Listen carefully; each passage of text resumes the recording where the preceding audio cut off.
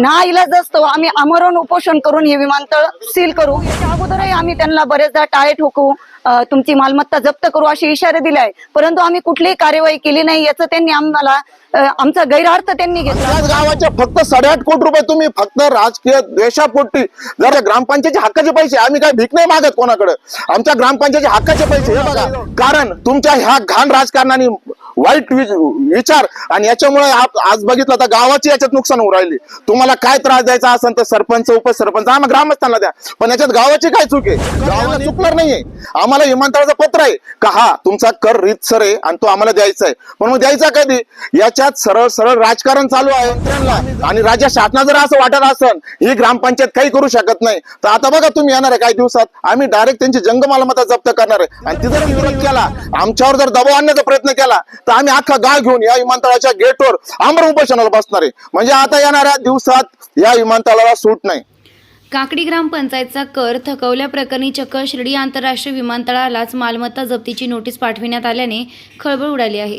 शिर्डी आंतरराष्ट्रीय विमानतळाकडे ग्रामपंचायतचा तब्बल 8 कोटी 30 लाख रुपयाचा कर थकीत आहे।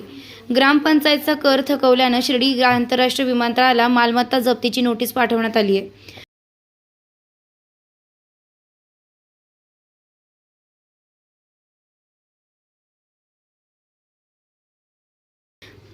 मल्हारवाडी ग्रामपंचायतनं ही मालमत्ता जप्तीची नोटीस बजावली। वारंवार कराची मागणी करूनही शिर्डी आंतरराष्ट्रीय विमानतळ विकास प्राधिकरणानं रक्कम भरली नाही। त्यामुळे महाराष्ट्र ग्रामपंचायत अधिनियम 1958च्या कलम 129 प्रमाणे शिर्डी विमानतळास जंगम मालमत्ता जप्ती वॉरंट जारी करण्यात आला। शिर्डी आंतरराष्ट्रीय विमानतळाकडे ग्रामपंचायतचा 8 कोटी 30 लाख रुपयाचा कर थकीत आहे। याबाबत काकडी मल्हारवाडी ग्रामपंचायतच्या सरपंच सौ पूर्वा रवींद्र गुंजाळ, उपसरपंच भाऊसाहेब सोनवणे तसेच ग्रामस्थ तथा सामाजिक कार्यकर्ते गल्लीपासून तर दिल्लीपर्यंत सीएम पासून तर पीएम पर्यंत प्रत्येकाला भेटलो साहेब। या विमानतळावर जो अधिकारी जो मंत्री महोदय येतील, आमदार येतील, खासदार येतील, केंद्रातले असतील, राज्यातले असतील, आम्ही ग्रामपंचायत आणि ग्रामस्थ प्रत्येकाचा सत्कार केला, प्रत्येकाला निवेदन दिले। आमच्याकडे 30 पानांची ग्रामपंचायतकडे फाईल आहे का आम्ही आतापर्यंत काय काय पाठपुरावा केला। आता आम्ही ह्या कारवाईपर्यंत येले, आम्हाला तो अधिकार दिलेला आहे घटनेमध्ये, संविधानात तो आम्हाला अधिकार आहे आणि आम्ही आता त्याचा वापर करून कायद्याच्या चौकटीत राहून ह्या विमानतळाकडे असणारा थकीत कर जंगम मालमत्ता आम्ही आता जप्त करायपर्यंत आलेलो आहे। कारण आमची आता कोणीच दखल घेत नाही। तुम्ही जर रात्री साहेबराव या गावात जर आले तर तुम्हाला वाटणार नाही या गावात आंतरराष्ट्रीय विमानतळ आहे। अंधारात आहे गाव, वाड्यान वस्तीवर जायला रस्ते नाहीये। ह्या गावात ही दुर्दशा गावाची झालेली, ह्या कोणाची नजर लागली म्हणून गावाची दुर्दशा झालेली नाही, ह्या गावावर कोणाची नजरच पडलेली नाही। आम्ही भेटायचं कोणाला गल्लीपासून तर दिल्लीपर्यंत प्रत्येकाला निवेदन देऊन थकलोय। सरपंचाची आता तुम्ही प्रतिक्रिया बघितली, उपसरपंच बघितले, आम्ही सर्व ग्रामस्थ बघितलो। आता आम्ही हातबोल झालेलो आहे। आता आम्हाला तुमच्या माध्यमातून न्याय मिळवून द्यावा आणि आता आम्ही जे वॉरंट बजावलेलं आहे परवा दिवशी, आता आम्ही त्याच्यावर कठोर कारवाई करणार। तेवढा आम्हाला अधिकार आहे, बाबासाहेबांनी घटनेत अधिकार दिलेला आहे। आम्ही आता काय शांत बसायचं? हो, इतक्या दिवस आम्ही शांत का बसलो? कारण हे आंतरराष्ट्रीय विमानतळ आहे आणि इथं येणारा प्रवासी म्हणजे 99% साई भक्त आहे आणि साई भक्तांना त्रास नको। आपल्या शिर्डी इंटरनॅशनल एअरपोर्टचा आपल्या देशामध्ये चुकीचा मेसेज नको जायला म्हणून आतापर्यंत आम्ही कारवाई केली नाही। पण त्याचा ते गैरअर्थ जर घेत असन आणि इथले स्थानिक प्रतिनिधींना आणि इथल्या मंत्र्यांना आणि राज्य शासना जर असं वाटत असन ही ग्रामपंचायत काही करू शकत नाही, तर आता बघा तुम्ही येणार आहे काही दिवसात आम्ही डायरेक्ट त्यांची जंगमालमत्ता जप्त करणार आहे। आणि ती जर त्यांनी विरोध केला, आमच्यावर जर दबाव आणण्याचा प्रयत्न केला, तर आम्ही अख्खा गाव घेऊन या विमानतळाच्या गेटवर आमरण उपोषणाला बसणार आहे। म्हणजे आता येणाऱ्या दिवसात या विमानतळाला सूट नाही।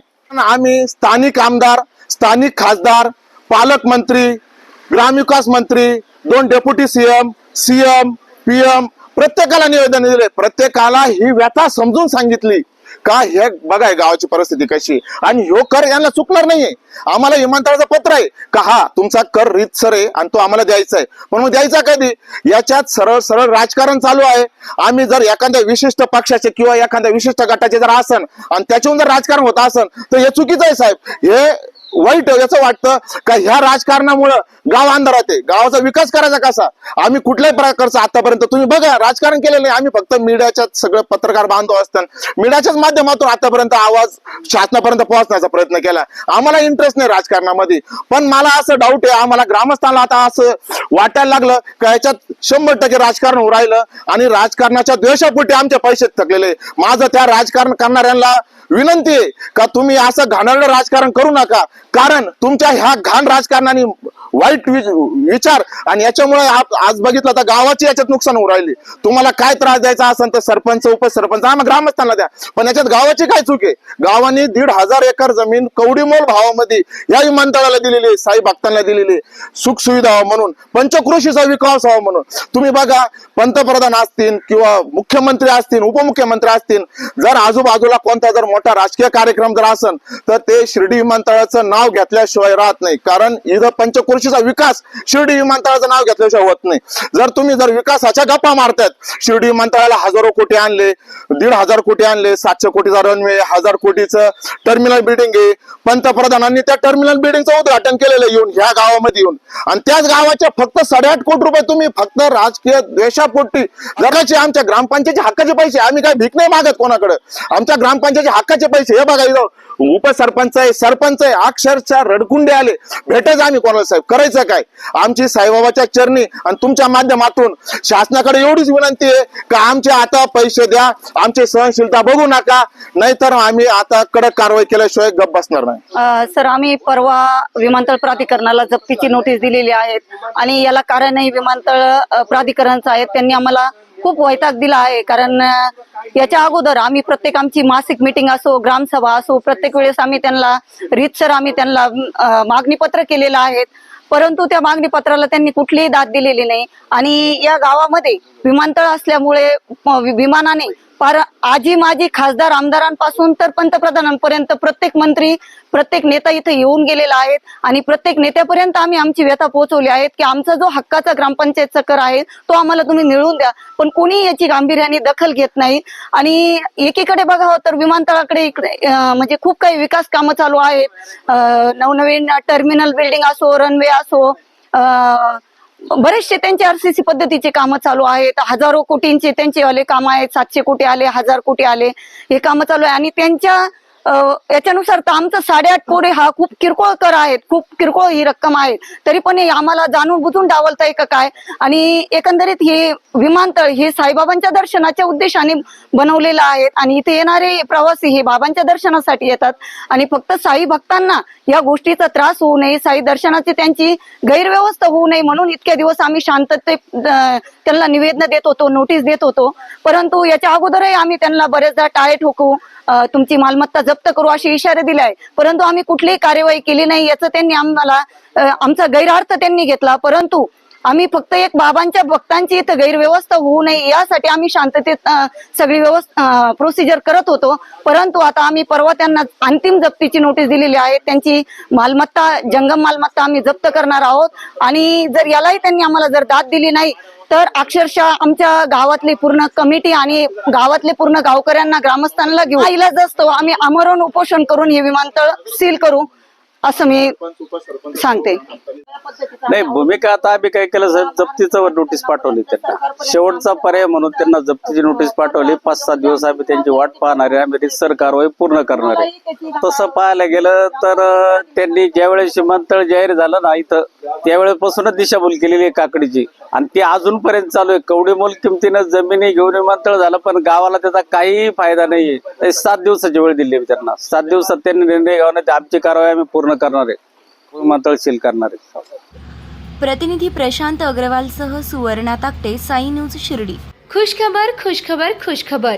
श्री साई भक्त लक्ष्मीबाई शिंदे ट्रस्ट शिर्डी आणि R Jhunjhunwala Shankara eye hospital नवीन पनवेल यांच्या संयुक्त विद्यमाने लागोपाठ 5 यशस्वी शिबिराला मिळालेल्या उदंड प्रतिसादानंतर पुन्हा एकदा मोफत नेत्र तपासणी व मोतीबिंदू शस्त्रक्रिया शिबिर, वयोवृद्ध व गरजूंना मोफत चष्मा वाटप. रविवार दिनांक 18 ऑगस्ट 2024 रोजी सकाळी 9 ते दुपारी 2 वाजेपर्यंत. ठिकाण साई 9 ग्रुप कार्यालय, Ayodhya hospital building, Pimpalwadi road, Shirdi. ट्रस्टचे अध्यक्ष श्री अरुणराव शिंदे गायकवाड पाटील शिर्डी व संयोजक श्री साईराज अरुणराव गायकवाड पाटील यांच्याकडून जाहीर आवाहन करण्यात येते की शिबिराचा जास्तीत जास्त रुग्णांनी लाभ घ्यावा. ही सुविधा भारतातील सर्व गरजू रुग्णांसाठी उपलब्ध आहे. मोबाईल क्रमांक 8055855445 तसेच 7030035445. नामदार राधाकृष्णजी विखे पाटील आणि खासदार डॉक्टर सुजय विखे पाटील यांच्या मार्गदर्शनाखाली एअरपोर्ट रोड लगत शिर्डी हद्दीत साईच्या ग्रुपच्या माध्यमातून रामनगरीचा भव्य प्रोजेक्ट. वैशिष्ट्ये: शिर्डी एअरपोर्ट रोड लगत, बस स्टॉप, शाळा, बँक 5 मिनिटांच्या अंतरावर, ड्रेनेज व स्ट्रीट लाईट, प्लॉटमध्ये प्रशस्त श्री राम मंदिर, साई समाधी मंदिरापासून 10 मिनिटांच्या अंतरावर, MSAB पोल कनेक्शन, 20 फुटी अंतर्गत रस्ता व दोन्ही कडेने सुशोभित झाडे, रहिवाशांसाठी अनुकूल, शिर्डी नांदुर्गे शिवरस्तार लगत, साई परिक्रमा मार्गालगत, प्लॉट लगत 18 मीटर प्रस्तावित रस्ता. तर त्वरा करा, आजच आपला प्लॉट बुक करा. बुकिंगसाठी संपर्क करा श्री गणेश तोरडमल 99 21 21 95 61, श्री शुभम वेणुनाथ गोंदकर 97 67 06 66 85.